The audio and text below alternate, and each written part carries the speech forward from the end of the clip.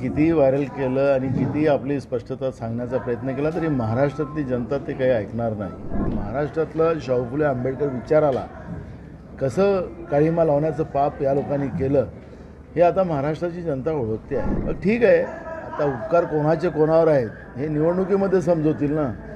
एकीकडे ओबीसीच्या आरक्षणालाही धक्का लावून टाकला. पण बोला, अजित पवारांनी काल एक पत्र प्रसारमाध्यमांवरून जाहीर केलं की त्याच्यामध्ये त्यांनी मी कसा याच्याबरोबर गेलो, महायुतीबद्दल गेलो, बरोबर गेलो, असं एकंदरीत ते पत्र खरं तर सोशल मीडियावरून त्यांनी व्हायरल केलं. कसं पाहताय?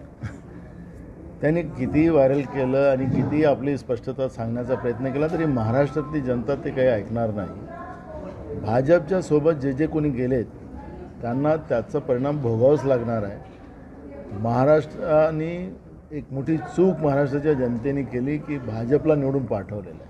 मग केंद्रात असेल, राज्यात असेल.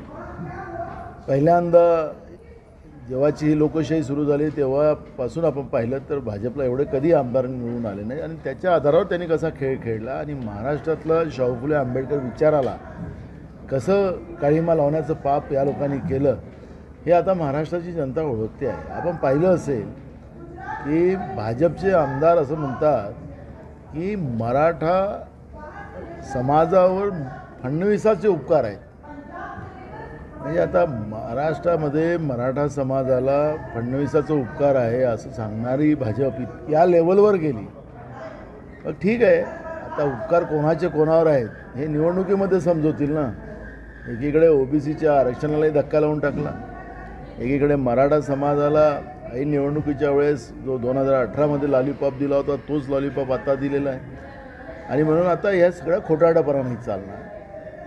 आणि त्याच्यामुळे अजितदादाने जे काही पत्र लिहिलं असेल तरी त्या अजितदादाला जनता आता माफ करणार नाही. ही परिस्थिती आज महाराष्ट्रामध्ये आहे. शिरोळे असंही म्हटलेलं आहे की मी अपघाताने राजकारणात आलेला आहोत, मला कुणीही राजकारणात आणलेलं नाही, मला राजकारण शिकवले. ते सांगत होते त्यांचा इतिहास, ते अंडे विकत होते वगैरे. ते जुन्या काळामध्ये जसं ते मोदीची स्टोरी सांगायचे त्यांच्या भाषणात त्यावेळेस जायच्या पहिले. अरे तिथं तर चहाचं दुकानच नव्हतं, मग मी सांगू का मी पण अंडे विकत होतो त्या काळात, असं ते सांगत होते. त्यांची मी परवा सोशल मीडियावर त्यांचं भाषण ऐकत होतो ज्यावेळेस ते पवारसाहेबांबरोबर होते त्यावेळेस. त्यामुळे आता अपघातानं आले की व्यवसायाने आली त्याच्यावरची चर्चा मला काही करायची नाही. मराठा आरक्षणाचा पुन्हा एकदा वादळ पेटलेलं आहे. पण ज्या प्रकारे मनोज जरांगे भाषा वापरत आहे, शिरोळ्या भाषेचा वापर करत आहे, त्याकडे तुम्ही त्यांना कसं पाहता किंवा कसं? मला एक कळत नाही, जरांगे पाटलांनी शिरोळ्या भाषा ही आत्तापासून नाही घालत. सुरुवातीपासून जे आंदोलन सुरू झालं त्यावेळेसपासून त्यांनी हे सुरू केलेलं आहे. भुजबळांना शिवा घातल्यात, आम्हाला घातल्यात, वडेट्टीवारांना घातल्यात, अनेक लोकांना शिवा घातल्यात. आत्ता फडणवीसाला शिवा घातल्याबरोबर एवढं सरकार जागं का झालं? महाराष्ट्रातली ही दुसरी माणसं नाहीत का? लोकप्रतिनिधी नाहीत का? मग या सगळ्या व्यवस्थेमध्ये सरकार का चूप होतं? एक, आम्ही काही जरांगे पाटलांनी शिवा घातल्या त्याचं समर्थन करत नाही, पण एक गोष्टीचा खुलासा या ठिकाणी केला पाहिजे. मी आज सकाळी पण बोललो की मुख्यमंत्री आणि जरांगे पाटील या दोघांचा संवाद जो चालत होता हा संवाद कसा होता, काय होता, काय त्याला आश्वासन दिलं होतं? मुख्यमंत्र्यांनी हे जाहीर केलं पाहिजे. विधानसभेचं अधिवेशन सुरू झालेलं आहे. या अधिवेशनामध्ये मुख्यमंत्र्यांनी जरांगे पाटलाला काय काय आश्वासन दिले होते आणि त्यांचं काय बोलणं झालं होतं हे त्यांनी स्पष्ट केलं पाहिजे. ही भूमिका काँग्रेस पक्षाची आहे आणि त्याच्यातूनच खऱ्या गोष्टी पुढे येतील. या सरकारमध्ये कुठलाही ताळमेळ नाही. परवा मराठा बिल आलं त्यावेळेस पाहिलं तुम्हाला की भुजबळ उभे झाले, मुख्यमंत्री उभे झालेत, विधानसभा अध्यक्षाला काही कळलंच नाही की कामकाज कसं कुठून सुरुवात करावं. म्हणजे हा जो ताळमेळ आहे आता सरकारमधला तोही आपण परवा विधानसभेत पाहिलेला आहे. म्हणून या सरकारचं जो प्रमुख आहे आणि जे जरांगे पाटलाशी सातत्यानं बोलत होते त्याच्यामुळे जरांगे पाटलांबरोबर मुख्यमंत्र्यांनी काय बोललेत ते विधानसभेच्या माध्यमातून राज्याच्या जनतेला हे कळलं पाहिजे आणि ही जबाबदारी मुख्यमंत्र्याची आहे आणि तिथूनच हे सगळे प्रश्नचा उलगडा निघेल. जरांगे पाटील म्हणतायत की फडणवीसांनी त्यांचा सूट देण्याचा प्रयत्न केला, कट रचला, असं काही तथ्य दिसतंय तुम्हाला?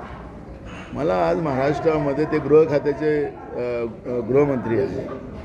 आज महाराष्ट्रामध्ये ड्रग्स मोठ्या प्रमाणात येतो आहे. जे नाशिकमध्ये जे ड्रग्ज पकडले गेले त्याचा जो आरोपी होता त्याला इथं VIP पुण्यात ससून हॉस्पिटलमध्ये VIP ट्रीटमेंट दिलं गेलं होतं, 75 ट्रीटमेंट दिलं होतं. हे कशासाठी? हे यांचे जावं ड्रग बनवणारी लोक, ड्रग सप्लाय करणारी, पिढ्याच्या पिढ्या बर्बाद करणारे, अनेक कुटुंब बर्बाद करणारे. ड्रग हा हे पॉयझनच आहे ना. आम्ही तर चौकशी मागणार आहोत. जरांगे पाटलांनी केलेला आरोप उपमुख्यमंत्र्यावर याची चौकशी झाली पाहिजे. वास्तव्य काय आहे ते कळलं पाहिजे आणि नेमकं काय आहे ते आम्हाला कळलं पाहिजे. आज गुटखा मोठ्या प्रमाणात येतं, गुटख्याला बंदी आहे. बघ हे काय यांचे जावई आहेत. महाराष्ट्र पूर्ण ड्रगमध्ये त्याला या सगळ्यांचे जीवन बर्बाद करण्याचं काम, आणि कुठून येतो त्याचा पत्ता आम्ही सांगितला. गुजरातच्या मुंब्रा एअरपोर्टमधून तो येतो आहे आणि तिथेही सापडला गेला. परवा पण मी भाषणात सांगत होतो पुण्यामध्ये की ते ज्या अधिकाऱ्यांनी पकडलं त्यांच्यावर कारवाई होणारच आम्हाला माहिती आहे. पण मी तरी अधिकाऱ्यांना सांगितलं की तुम्ही पकडा, तुमच्यावर कारवाई केली. 6 महिन्याचा काळ आहे. 6 महिन्याच्या काळाच्या नंतर आमचं सरकार आल्यानंतर तर आम्ही या पोलिसांना पुन्हा रिजिस्ट्रेट करू आणि त्यांना अजून त्याच्यापेक्षा मोठ्या पदावर देण्याचं व्यवस्था आम्ही करू. पण पिढ्या बर्बाद होऊ देऊ नका. आपली ड्युटी पोलिसांनी बरोबर निभवली पाहिजे. यांच्या कारवाईला आमच्या पोलिसांनी घाबरू नये ही भूमिका आमची आहे. सरकार येणार असं तुम्ही आश्वासन, सरकार येतं असं तुम्हाला असं विश्वास आहे? लोकशाही मानणारे आम्ही लोक आहोत आणि या लोकशाहीमधलं जे काही चित्र आहे आजचं तारखेचं, आज त्याचा कौल महाविकास आघाडीच्या बाजूनं आहे.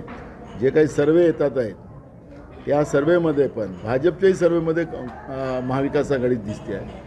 त्याच्यामुळे स्वाभाविक आहे आणि महाराष्ट्रामध्ये सत्ता परिवर्तन बिलकुल आहे, ठरलेलं आहे.